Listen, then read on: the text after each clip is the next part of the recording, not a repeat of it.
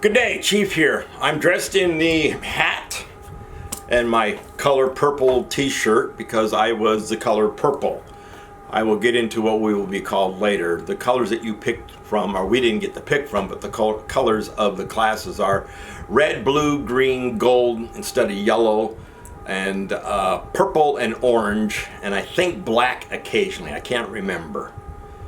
So our class color was purple. Three of my classmates, while we were still in snowbird status, had designed what we would be called. So we voted on, and we became the Purple Pharaohs. Now I need you guys to all concentrate on the word Pharaohs.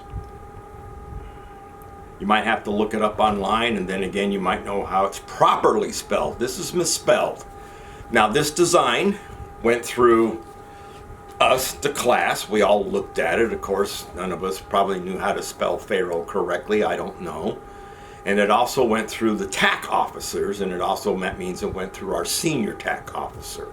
And that means the warrant officer that I didn't care for in Hawaii. It got all the way to the printer.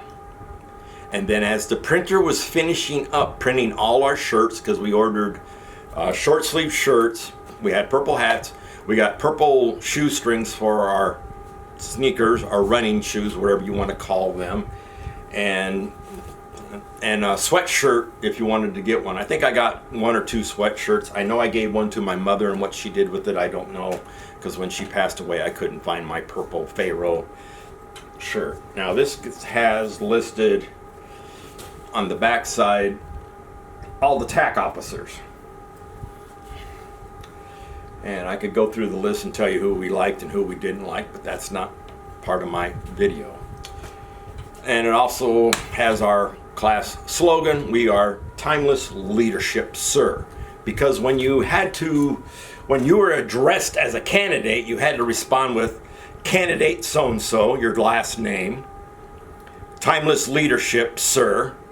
And then you could either respond to their question or you could ask your question. So you had to go through this routine every time you spoke. Well, once you started a conversation, you didn't have to repeat every sentence. You know, candidate so-and-so, timeless leadership, sir.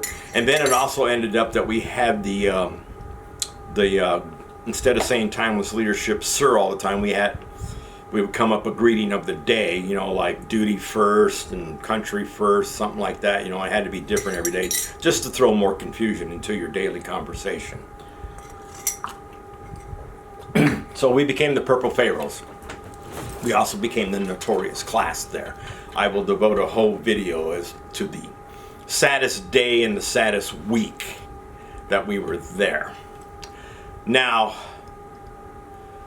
but we didn't wear these until the tail end because we didn't get these about until halfway through. Plus we had to pay for them. And in order to help pay for them, each class would have a car wash or two, provided that each class got to at least to have one of their own devoted car washes to help finance their shirts. We really didn't need it because we still had to pay the difference regardless, and it was coming out of our pocket and we didn't care. Although some of my classmates, as soon as they graduated, these hats disappeared into the trash can. Shirts flew every which direction into the trash. There were purple shoestrings lying everywhere when we graduated because, you know, for some of us, we were like, why were we here? Because we're already been in the Army, but this is just a rite of passage. That's all it was. Warrant officer candidate school used to be really more strict. We were strict enough. Before I heard you had an amnesty box that you kept in your wall locker that the TAC officers could not. We didn't have that. Other classes told me that they either had a sand pit or a sawdust pit that they had to climb or low crawl through occasionally. And then as soon as they would low crawl through it, they would be like, oh, well, we got a room inspection in 15 minutes and also it's going to be a uniform inspection.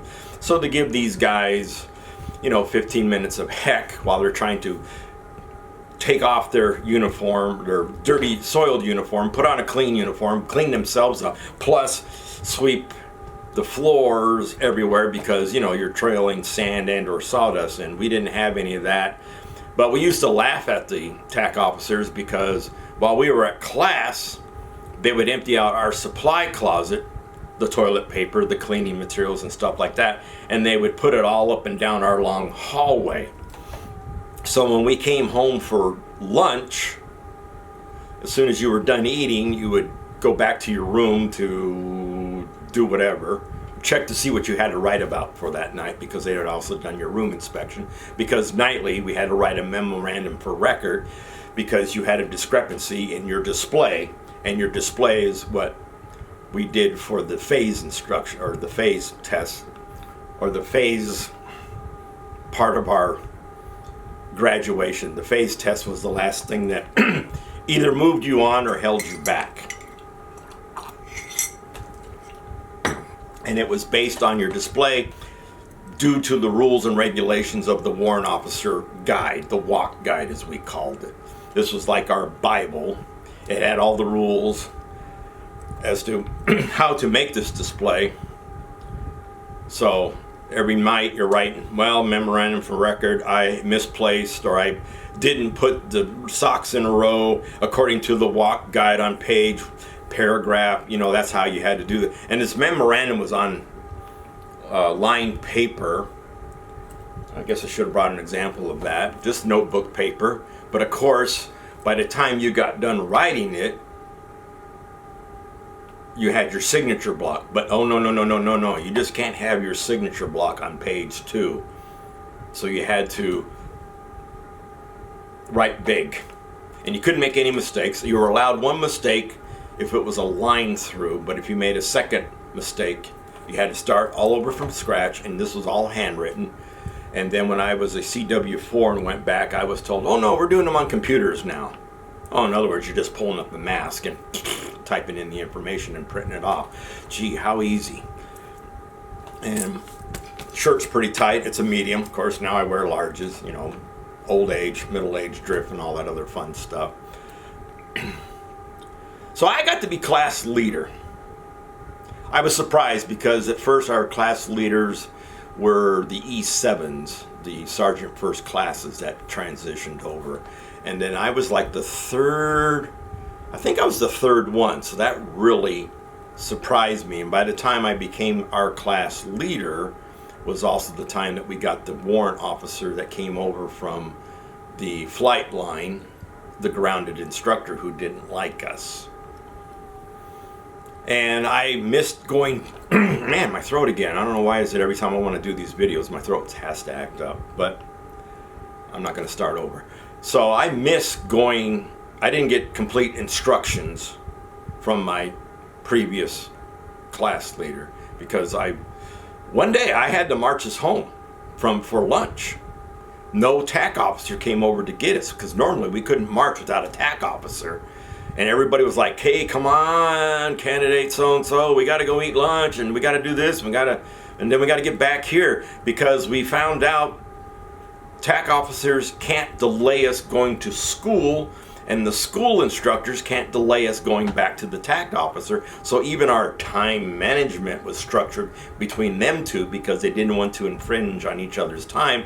So we caught on early that, yeah, these are the nice guys, the instructors, and the bad guys, of course, are our TAC officers who are trying to find discrepancies and everything wrong with it. So I marched us back, I put us into the chow hall, and just as the last guy walked up, he says, you know you're supposed to go report first.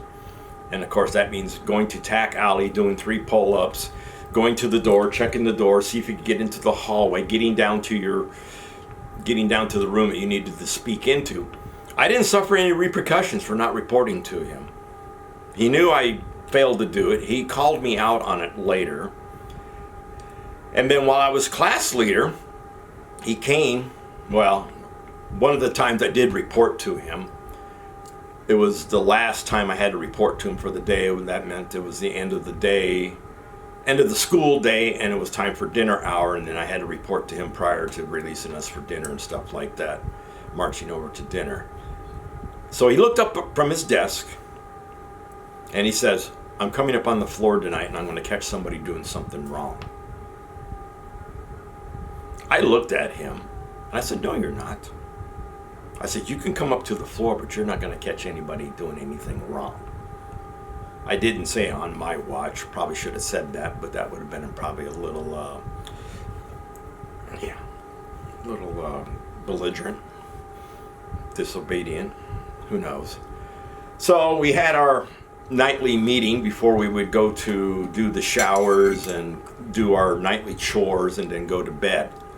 So I told everybody, I said, he's coming up on the floor tonight. I want everybody in bed 10 minutes prior to lights out. One of the few times that I actually gave an order, so to speak, in my career, one of the earliest orders I gave, nobody said anything. So,